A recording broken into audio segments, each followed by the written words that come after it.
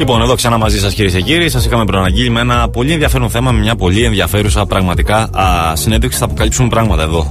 Σήμερα δεν θα πούμε στερεότυπα, έτσι θα θίξουμε ασφαλώς και θέματα τα οποία γνωρίζετε. Έχουμε μαζί μας ζωντανά εδώ στο στούντιο τον πρόεδρο της Ένωσης Αστυνομικών Υπαλλήλων Ακαρνανίας, τον κύριο Δημήτρη Ραφτογιάννη. Καλώς ορίσαμε και καλημερίσαμε βέβαια και νωρίτερα. Φαντάζεστε ασφαλώς, κύριε πρόεδρε, κύριε Ραφτογιάννη, ότι η πρώτη ερώτηση δεν μπορεί να είναι άλλη και είναι μια ερώτηση που δεν είναι μόνο δική μας, κυρίως είναι ερώτηση όλων των πολιτών, συμπολιτών μας, συμπατριωτών μας εδώ από τη Λέτολα Καρδανία και αφορά στο ενδεχόμενο λουκέτων, στο ενδεχόμενο κλείσιμο αστυνομικών τμήματων του νομού Έτολα Καρδανίας. Αν δεν κάνω λάθος είναι Εμπεσός, Κατούνα, Γαβαλού, Άγιος Βλάσης, ενώ τις τελευταίες ώρες, και αυτό είναι μια είδηση η οποία κυκλοφόρησε τις τελευταίες ώρες πραγματικά, φημολογείται ότι εξετάζεται ακόμα και το κλείσιμο του αστυνομικού τμήματος Ετωλικού. Τι ακριβώς συμβαίνει και βέβαια ποια είναι και η θέση της Ένωσης? Καταρχήν να σας ευχαριστήσω που με καλέσατε στη ραδιοφωνική εκπομπή σας. Καλημέρα πάλι σε εσάς και σε όλους τους ακροατές. Όσον αφορά αυτό το θέμα, το τελευταίο χρονικό διάστημα η Ένωσή μας βρίσκεται αντιμέτωπη με φημολογίες που αφορούν την κατάργηση των αστυνομικών τμήματων στην περιοχή του νομού Έτολα Καρδανίας. Θα ήθελα να ενημερώσω τους ακροατές σας ότι τα αστυνομικά τμήματα που εδρεύουν στο νομό Έτολα Καρδανίας είναι τα πλήρως απαραίτητα για να μπορεί να λειτουργεί το αίσθημα ασφάλειας των πολιτών.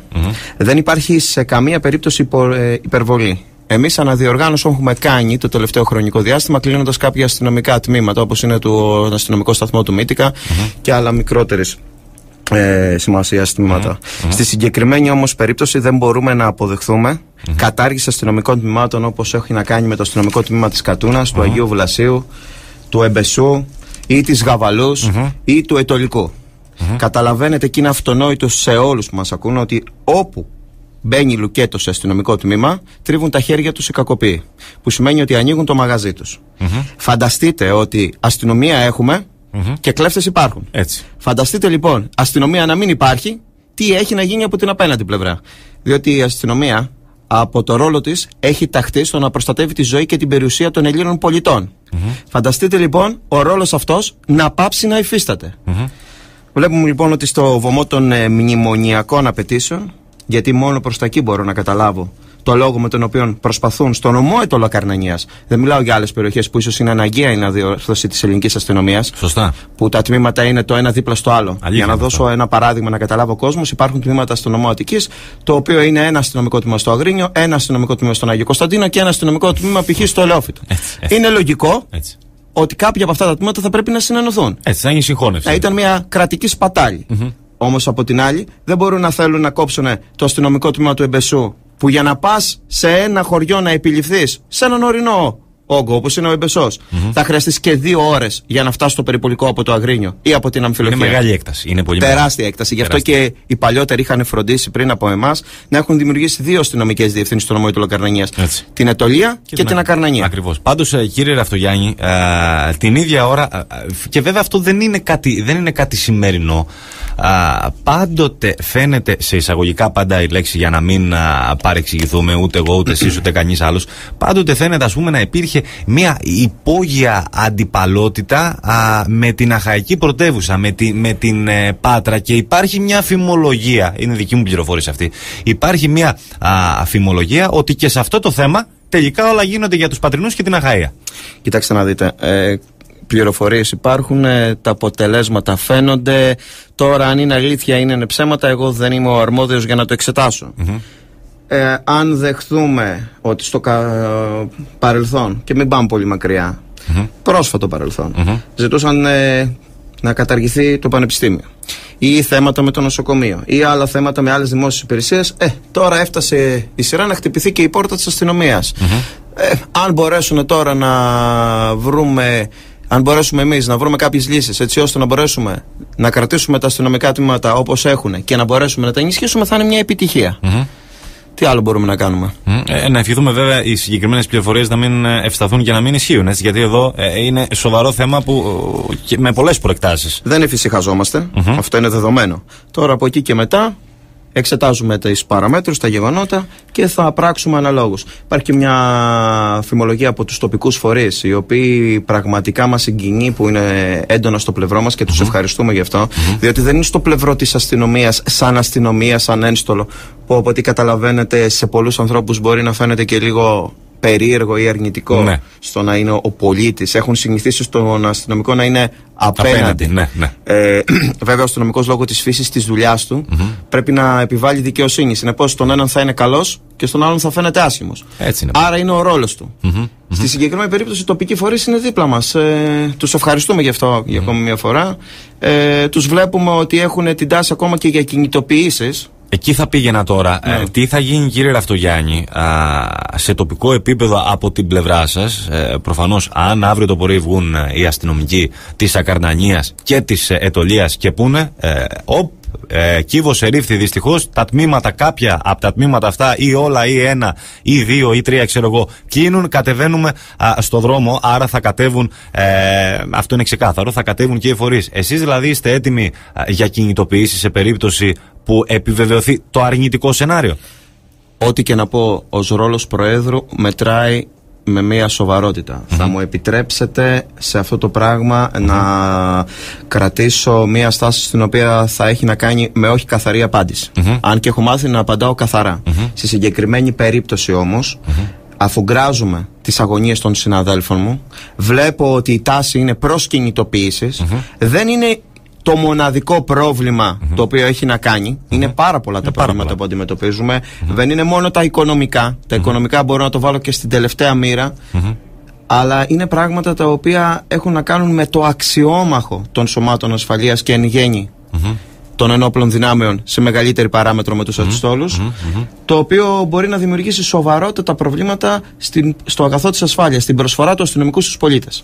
Και βέβαια πολλά από τα προβλήματα που αντιμετωπίζουν οι αστυνομικοί τα έχουμε αναδείξει και εμείς μέσα από τα ρεπορτάζ μας, τα προβλήματα με την υλικοτεχνική υποδομή, με τα σαραβαλάκια που πολλές φορές, όχι πολλές φορές, καθημερινά αναγκάζεστε να εκτελείτε με αυτά υπηρεσία, την έλλειψη στα Αλεξίσφαιρα Γυλαίκα, για παράδειγμα, την ώρα που βλέπουμε τι γίνεται ανά τον πλανήτη, έτσι, με αστυνομικούς, αλλά και στην Αθήνα κατά τη διάρκεια επεισοδίων. Το πάω όμως, ξεκινάω από αλλού για να καταλήξω κάπου αλλού. Όλα αυτά μπορεί οποιοσδήποτε θέλει, κύριε Ραφτογιάννη, για όλα αυτά να ενημερώνεται μέσα από το site της Ένωσης των Αστυνομικών Υπαλλήλων Ακαρνανίας, η οποία είναι η πρώτη ένωση πανελλαδικά μετά την Αθήνα που απέκτησε το δικό της ιστότοπο, τον δικό της διαδικτυακό ιστότοπο, στην διεύθυνση eayakarnanias.wordness.com. Είναι το site λοιπόν της Ένωσης Αστυνομικών Υπαλλήλων Ακαρνανίας. Ένα καινούριο εγχείρημα που βέβαια στόχο έχει την ενημέρωση και των πολιτών. Εκεί λοιπόν θα μπορεί ο καθένας να διαβάζει τα νεότερα μέσω δελτίων τύπων και τις δράσεις της τοπικής αστυνομίας. Είναι τα πρώτα βήματα ενός εγχειρήματος. Είναι μια πρωτοποριακή προσπάθεια σε επίπεδο επαρχιακής αστυνομικής ένωσης. Ελπίζουμε να καρποφορήσει τα επιθυμητά αποτελέσματα. Πιστεύω ότι ίσως να αντιμετωπίσουμε κάποιες δυσκολίες, γιατί κάθε εγχείρημα, από ό,τι καταλαβαίνετε, μπορεί να έχει κακόπιστες κριτικές ή οτιδήποτε, αλλά θεωρώ ότι είναι σε ένα πλαίσιο το οποίο μόνο καλό έχει να προσφέρει και τίποτα άλλο. Θέλω να πάμε σε ένα άλλο θέμα, γιατί πάντοτε αυτό το κακό, ξέρετε, υπάρχει στα ΜΜΕ, πάντα σε πιέζει ο χρόνος, έτσι. Λοιπόν, εγώ να πω ότι κάποια στιγμή εδώ θα αφιερώσουμε αποκλειστικά μια εκπομπή ωριαία μόνο για τα ζητήματα της αστυνομίας, γιατί ενδιαφέρουν και τον κόσμο. Αυτή ουσιαστικά έτσι είναι μια πρώτη μίνι συνέντευξη με πολλά ωστόσο θέματα. Λοιπόν, υπάρχουν πληροφορίες το τελευταίο χρονικό διάστημα, διότι ασχολούμαι αρκετά χρόνια με το αστυνομικό ρεπορτάζ, κύριε Ραφτογιάννη. Ένα απίστευτο πραγματικά θέμα που θα μας εξηγήσετε ευθύς αμέσως, που σχετίζεται με την μεταφορά διακομιδή σε ιδρύματα, κλινικές και νοσοκομεία των ψυχικά ασθενών, αντί να διακομίζονται μέσω ασθενοφόρων, διακομίζονται μέσω των περιπολικών. Που αυτό ελοχεύει μια σειρά από κινδύνους. Τι ακριβώς συμβαίνει? Είναι ένα τεράστιο θέμα αυτό που αναδεικνύεται, κύριε Αγγελόπουλε. Στη συγκεκριμένη περίπτωση καθώς γνωρίζω. Δεν υπάρχει πουθενά στο φάσμα των νόμων και των διατάξεων που αφορούν τα καθήκοντα του αστυνομικού προσωπικού κάποια συγκεκριμένη πρόβλεψη ή υποχρέωση σχετικά με την μεταφορά, παύλα διακομιδή, παύλα μεταγωγή των ψυχικά ασθενών ατόμων σε νοσηλευτικά ιδρύματα. Άρα γίνεται παράτυπα αυτό. Κατά πόσο μπορώ να χρησιμοποιήσω αυτή τη λέξη, δεν ξέρω να σας το πω. Το μόνο που μπορώ να πω είναι ότι αν αυτή η μεταφορά είναι νόμιμη, τότε θα πρέπει να βγάλουμε ή να προσθέσουμε εκτός από τη λέξη 100, να προσθέσουμε και τη λέξη 166 ή αμπουλάνση ή οτιδήποτε άλλο, έτσι ώστε τα περιπολικά μας να χρησιμοποιούνται και για μεταφορά τραυματιών ή οτιδήποτε συνεπάγεται γύρω από τη διακομιδή ασθενών. Ψυχικά ασθενείς είναι μια πολύ ευαίσθητη κατάσταση που αντιμετωπίζουμε. Προσπαθούμε να τη δούμε με τον σεβασμό και την αξιοπρέπεια που πρέπει σε αυτά τα άτομα. Καταλαβαίνετε όμως ότι λόγω του ένστολου του επαγγελματό μας, όταν αντιμετωπίζουμε ένα τέτοιο θέμα, ερχόμαστε αντιμέτωποι με καταστάσεις οικογενειακού δράματος, προβλήματα. Είμαστε κι εμείς άνθρωποι, προσπαθούμε όλα αυτά να τα ισοψηφίσουμε, να επιβάλλουμε από τη μία τον νόμο που είμαστε ταγμένοι, από την άλλη να προσπαθήσουμε να το δούμε και ανθρώπινα, να κάνουμε ό,τι καλύτερο μπορούμε πάνω σε αυτούς τους ανθρώπους. Αλλά δεν ειδικεύεστε όμως. Δεν υπάρχει ειδικότητα, δεν υπάρχει εξειδίκευση, δεν υπάρχει κάποιο προεδρικό διάταγμα που να μας δίνει τη δυνατότητα να το κάνουμε. Δεν υπάρχουν τα μέσα έτσι ώστε αν αυτός ο άνθρωπος πάθει κάποια κρίση ή οτιδήποτε συμβεί. Και λέω το εξής τώρα, ότι αν αυτός ο άνθρωπος μου γίνει το χτύπα ξελοπάθει κάτι μέσα στο περιπολικό, που εγώ θα πάω 4 ώρες στο Δρομοκαΐτιο, στο Εγάλεο, στο Χαϊδάρι, ή θα πάω στο Δαφνί. Ιστορίο στην Πάτρα. Ιστορίο στην Πάτρα, μεγάλες αποστάσεις, και μου πάθει κάτι μέσα στο περιπολικό. Τι πρώτες βοήθειες να δώσω εγώ σε αυτόν τον άνθρωπο? Τι θα συμβεί στο συνάδελφό μου αν δεν μπορέσει να ανταποκριθεί απέναντι στο σοβαρό πρόβλημα υγείας που μπορεί να έχει αυτός ο άνθρωπος? Είναι πολύ σοβαρό το συγκεκριμένο. Είναι εν δυνάμει κατηγορούμενος αυτός ο άνθρωπος. Τι είναι τελικά? Άρα έχουμε καταντήσει στην αστυνομία ένα κλασικό σάκο του box που ο καθένας για μικροσκοπιμότητες, πολιτικές σκοπιμότητες, εξυπηρετήσεις συμφερόντων τη βάζει μπροστά, τη χτυπάει. Η αστυνομία μένει πάντα χωρίς φωνή. Και στο τέλος ο κόσμος βγάζει κάποια συμπεράσματα, είτε θετικά είτε αρνητικά, ή ό,τι του πρασάρουν. Όπως είχε πει στο παρελθόν ένας συνάδελφός σας, συνδικαλιστής από την Πάτρα, κύριε Ραφτογιάννη, και το θεωρώ αρκετά εύστοχο, σε μια παρόμοια συζήτηση που είχαμε κάνει τότε στην τηλεόραση, είχε χαρακτηρίσει λοιπόν τους αστυνομικούς ως ντελιβεράδες, διότι καθημερινά, εκτός από το φάσμα των αρμοδιοτήτων που έχετε την επίδοση κάθε λογής δικόγραφου, έχετε την επίδοση χαρτιών για το στρατό, ας πούμε, ενώ αυτό θα μπορούσε να το κάνει, λέω εγώ τώρα, να το κάνουν τα ελληνικά ταχυδρομεία. Γι' αυτό θεωρώ ότι καλά είχε πει ο συγκεκριμένος συνάδελφος ότι γίνει delivery αστυνομία. Σίγουρα είναι χαριτολογώντας η έννοια αυτή, αλλά αν το προχωρήσει παρακάτω, το μόνο που μένει είναι να δώσουν το τηλέφωνο για να μπορούν να χρησιμοποιούν να παραγγείλουν κάτι. Δηλαδή δεν μένει και τίποτα άλλο. Έχουν πάρει όλο το φάσμα του δημόσιου κράτους, το έχουν παραδώσει πάνω σε μια αστυνομία, που αυτή τη στιγμή η αστυνομία δεν κάνει προσλήψεις. Που αυτή τη στιγμή η αστυνομία, λόγω του ασφαλιστικού και οτιδήποτε έρχεται στο μέλλον, έχει πολλές αποστρατεύσεις. Βέβαια. Έχουμε 2 με 3 λεπτάκια στη διάθεσή μας ακόμα, κύριε Ραφτογιάννη. Θα ήθελα να κλείσουμε με αυτό το θέμα, να σας ρωτήσω. Για το ζήτημα των ελλείψεων. Σε τοπικό επίπεδο, διαχωρίζουμε βέβαια την διεύθυνση της Ετωλείας. Μιλάμε για την διεύθυνση της Ακαρνανίας. Πού ανέρχονται οι ελλείψεις, για να καταλάβει και ο κόσμος που πολλές φορές όταν θα καλέσει την αστυνομία σε ένα συμβάν, για ένα περιστατικό κλοπής, διάρρηξης ή ξέρω εγώ οτιδήποτε άλλο, αργήσει η αστυνομία και τότε έχει την κλασική τοποθέτηση ότι άργησε και πού είναι η αστυνομία κτλ. Πού ανέρχονται οι ελλείψεις? Θα το πάρω, μου επιτρέψετε να πάρω το ερώτημά σας από την ανάποδη. Καταρχήν, ο κόσμος όταν θα γκρινιάξει επειδή θα υπάρχει καθυστέρηση στο να φτάσει ένα περιπολικό, ξεκινάμε ότι έχει δίκιο. Άρα λοιπόν δεν μπορούμε να βγάλουμε τρελό οποιονδήποτε άνθρωπο. Έχει μια απέτηση, η άμεσος δράση, δηλαδή το λέει και η ίδια λέξη, άμεση δράση, πρέπει να είναι έγκαιρα σε ένα σημείο. Άρα λοιπόν αυτός ο άνθρωπος ξεκινάμε ότι έχει δίκιο. Πάμε τώρα, τι παθογένειες υπάρχουν για να καθυστερεί. Πριν από λίγο αναφέραμε το πάρεργο που καλύπτει ολόκληρη η ελληνική αστυνομία. Έτσι. Ένα άλλο κομμάτι που αναφέραμε πριν από λίγο είναι η έλλειψη προσωπικού. Η έλλειψη προσωπικού δεν είναι μόνο στο νομό του Λακαρνανίας στις 2 αστυνομικές διευθύνσεις, είναι σχεδόν σε ολόκληρη την Ελλάδα. Έτσι. Με ερωτηματικό ότι η Αθήνα είναι σε πολύ καλύτερο σημείο, γιατί είναι η πρωτεύουσα, καταλαβαίνετε ότι δέχεται τα πάντα. Λογικό.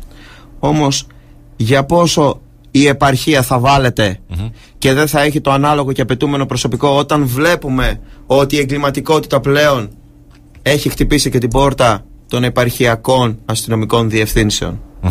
Και όταν λέω εγκληματικότητα, θα μετρήσουμε κάποιες ληστείες που έχουμε κατά καιρούς. Φυσικά, βέβαια, στο νομό του Λακαρανίας, και δόξα τω Θεώ να λέμε, γιατί σε αυτά τα πράγματα δεν είναι να μιλάς πολύ. Έχει να κάνει με το ότι είμαστε σε ένα καλό επίπεδο. Έχει έρθει ένας καινούριος όγκος αστυνομικών νέας γενιάς, όπου σε συνδυασμό με τους παλαιούς έχουν κάνει μια πολύ καλή μίξη. Αυτό αρχίζει και φαίνεται. Ναι. Αρχίζει και ξεχωρίζει σιγά σιγά. Ο κόσμος που όταν καθαρίσει το μυαλό του κάποιες στιγμές ή κάποια δευτερόλεπτα κατά τη διάρκεια του 24ωρου από τις μνημονιακές καταστάσεις και τα προβλήματα, και αρχίζει να σκέφτεται και λίγο τα παραπέρα, βλέπει αυτή την αλλαγή. Την αφουγκράζεται.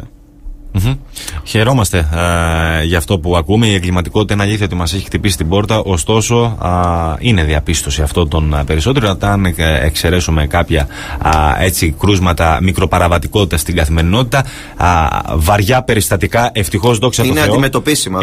Ευτυχώς, δόξα τω Θεώ, είναι στα όρια του αυτοφόρου. Καταφέρνει η ελληνική αστυνομία με το που γίνεται, με το πράτεστα, στη βαριά εγκληματικότητα, ναι.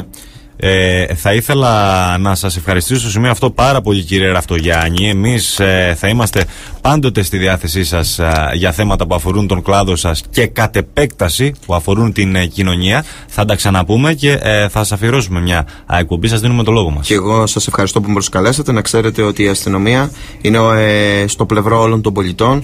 Μάχεται και παλεύει για το καλύτερο. Μετράει νεκρούς. Δεν έχει να ανταγωνιστεί είτε να αισθάνεται άσχημα απέναντι σε άλλες δημόσιες υπηρεσίες οι οποίες προσφέρουν υψηλά αγαθά στους πολίτες, όπως είναι η νοσηλεία, η υγεία, η παιδεία.